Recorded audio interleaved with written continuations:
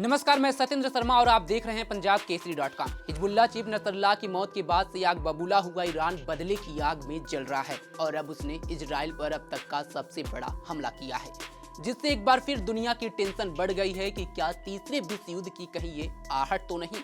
एक तरफ जहां रूस यूक्रेन के बीच पिछले 2.5 साल से युद्ध चल रहा है, तो वहीं इजराइल कई देशों पर हमला कर रहा है, जिससे मिडिल ईस्ट इस समय सबसे उथल पुथल भरे दौर से गुजर रहा है। हिजबुल्लाह चीफ हसन नसरुल्लाह के खात्मे और दक्षिणी लेबनान में इजराइल के ग्राउंड ऑपरेशन के बाद मंगलवार आधी रात को ईरान ने इजराइल पर ताबड़तोड़ मिसाइलें दागी। ईरान का दावा है कि उन्होंने इजराइल पर 180 मिसाइलें दागी हैं। ऐसे में सवाल है कि इजराइल ने इतने बड़े हमले को नाकाम कैसे किया और जमीनी स्तर पर उसे कितना नुकसान हुआ।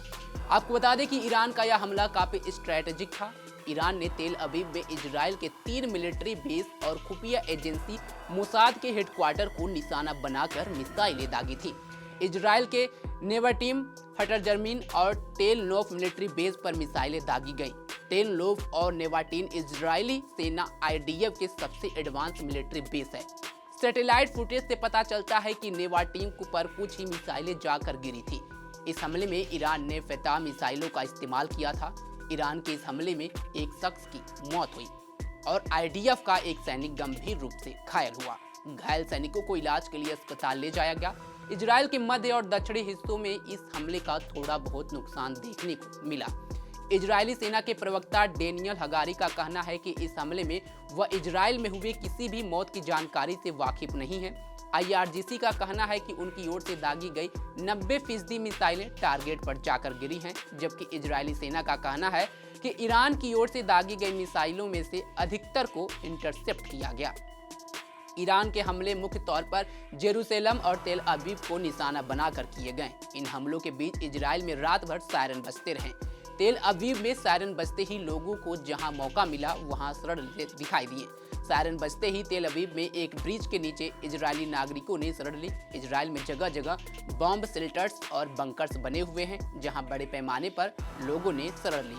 ईरान का कहना है कि अगर इजराइल इस हमले का जवाब देता है तो उसका मुंहतोड़ जवाब भी दिया जाएगा। इस बीच ईरान ने बुधवार तक कई फ्लाइट रद्द कर दिए हैं। अमेरिकी राष्ट्रपति बाइडेन ने इजराइल में मौजूद अमेरिकी सेनाओं को यहूदी राष्ट्र की रक्षा के तुरंत आदेश दिए हैं, जिसके बाद अमेरिकी सेनाओं ने कई ईरानी मिसाइलों को हवा में ही मार गिराया।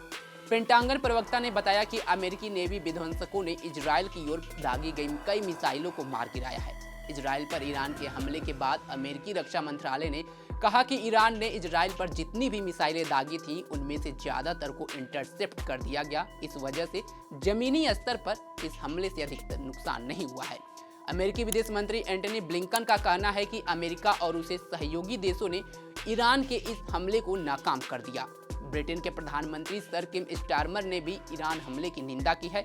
उन्होंने मंगलवार को ही इजरायली प्रधानमंत्री बेंजामिन नेतन्याहू को फोन कर मदद का आश्वासन दिया।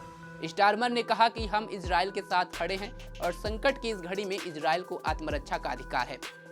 इस बीच ब्रिटेन के रक्षा मंत्री जॉन हीले ने कहा कि ब्रिटेन की सेनाओं ने भी मिसाइलों को नेस्तनाबूद किया है। रिपोर्ट्स के मुताबिक ईरान ने इस साल अप्रैल महीने में भी इजराइल पर मिसाइलें दागी थी। अप्रैल में ईरान ने इजराइल पर 100 बैलिस्टिक और 30 क्रूज मिसाइलें दागी थी, लेकिन इस बार ईरान ने इजराइल पर जो हमला किया है वह पिछले हमले से ज्यादा जोरदार था। अब देखना होगा कि इजराइल इसका जवाब ईरान को कैसे देता है। लेकिन अब इन दोनों देशों के बीच करो या मरो की स्थिति है और दोनों देश अब बदले की आग में जल रहे हैं। देखना होगा कि इजराइल का ईरान पर कैसा पलटवार होगा। खैर, इस खबर पर आपकी क्या राय है, कमेंट बॉक्स में जरूर बताएं। तमाम खबरों के लिए जुड़े रहे हमारे साथ और देखते रहें पंजाब केसरी.com। धन्यवाद।